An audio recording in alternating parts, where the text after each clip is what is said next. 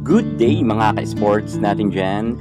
PLDT High Speed Hitters versus Cherry Tigo Crossovers. Ang ganda nga ng panimula ng kanilang laban. Halos dikitan nga sa simula pa lamang ng bakbakan nila sa set 1 ay wala ngang nagpapahuli at nagpapaiwan sa dalawang team na ito.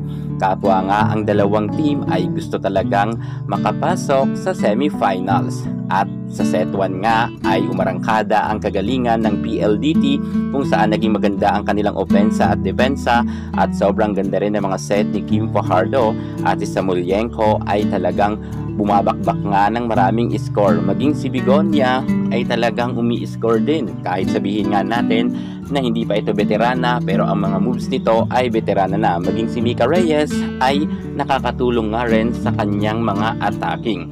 Kung kaya ang PLDT ay nanalo nga sa set 1 sa score na 25 at 23. Ngunit pagdating nga sa second set ay maganda pa rin ang galawan nga ng dalawang team na ito.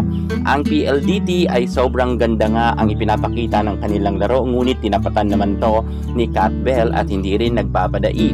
Kitang-kita kasi natin na nagpupursige nga rin ang bawat team dahil gustong-gusto nga nila na makuha rin ang second set. Ngunit bandang last part ng laban ay medyo nagka-error nga itong si Bigonya, kung kaya nakuha naman ng Cherry Tigo ang ikalawang laban sa score na 25 PLDT, 27 nga ang Cherry Tigo.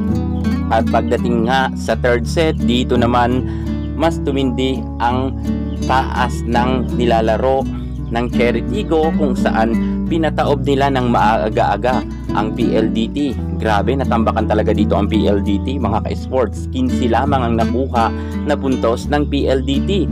Ngunit ang Cherry Tigo ay tinapos nga agad nila yan sa score na 25. Grabe, diba?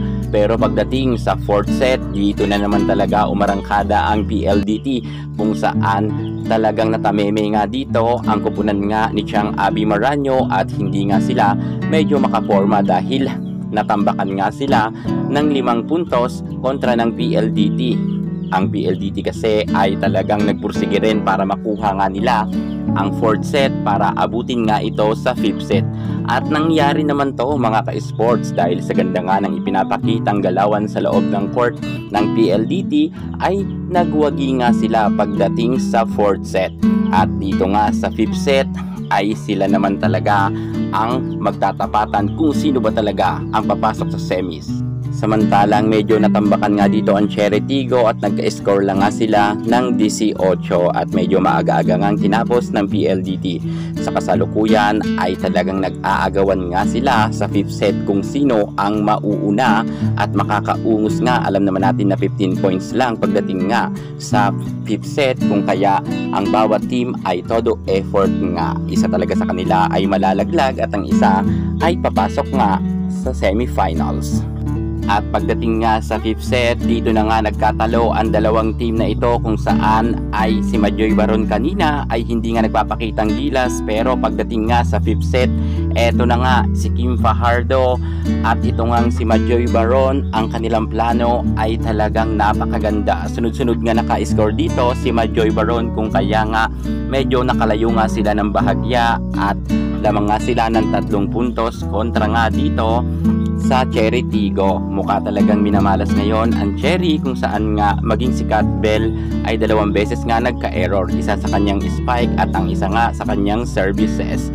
At dahil nga dito, lamang na nga ng 3 puntos ang nasabi nating PLDT.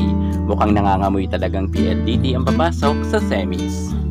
At eto na nga, ang kalamangan nga ng PLDT ay nagtuloy-tuloy na at napako na nga sa score na 9 ang Cherry Tigo at hindi na nga sila nakahabol. Panalo na nga ang PLDT at sila nga ang pasok sa semifinals.